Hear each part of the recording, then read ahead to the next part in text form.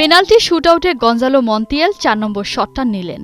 দুনিয়া জেনে গেল বিশ্বজয় করে ফেলেছে লিওনেল মেসি। ঠিক এমন সময় মেসিকে জড়িয়ে ধরে উৎসবে মেতে ওঠেন পারেদেস। ২০২২ কাতার বিশ্বকাপে এই এক একটা ছবি এক একটা গল্প। মেসির সাথে তার সতীর্থদের সম্পর্কটা ঠিক এমন। মেসির জন্য তারা জীবনও দিয়ে দিতে পারেন। এবার যদি শুনতে পান সেই মেসি তারই সেই সতীর্থ পারেদেসের সাথে কথা বলেননি পাক্কা ৩ মাস, নিশ্চয়ই একটু অবাকই লাগবে। এবারে এই ঘটনা নিয়ে মুখ খুলেছেন মেসির এই টিমমেট। মেসি তখন বার্সেলোনায় আর পারেদেস পিএসজিতে। ২০২১ সালে ইউএফা চ্যাম্পিয়ন্স লিগের নকআউট পর্বের ম্যাচে পারেদেসের করা একটি মন্তব্যে নাখোশ হন লিওনেল মেসি।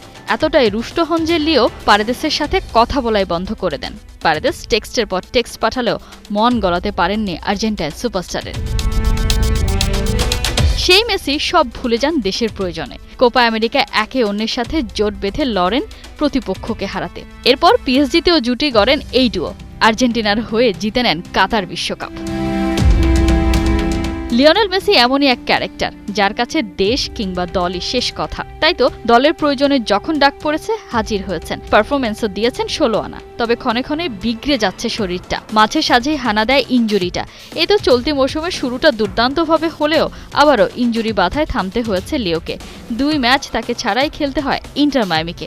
চারিদিকে প্রশ্ন, লিওর ফিটনেসের আপডেটটা কি? MLS এর সোমবারের ম্যাচে পারবেন তো নামতে?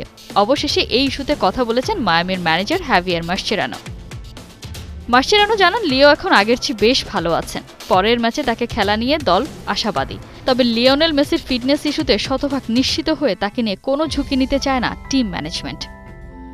ইন্টার মায়ামির হয়ে মাঠে নামার চেয়েও সমর্থকদের বড় চিন্তা আর্জেন্টিনার হয়ে লিওকে মাঠে দেখা নিয়ে। চলতি মাসে বিশ্বকাপ বাছায় মাঠে নামতে হচ্ছে বিশ্বজয়ীদের। কঠিন চ্যালেঞ্জ জানাতে হাজির নেইমারের ব্রাজিল। মেসি নেইমার ২ বন্ধু ফিট থাকলে আরও একবার দেখা মিলবে ধ্রুপদী এক লড়াইয়ের।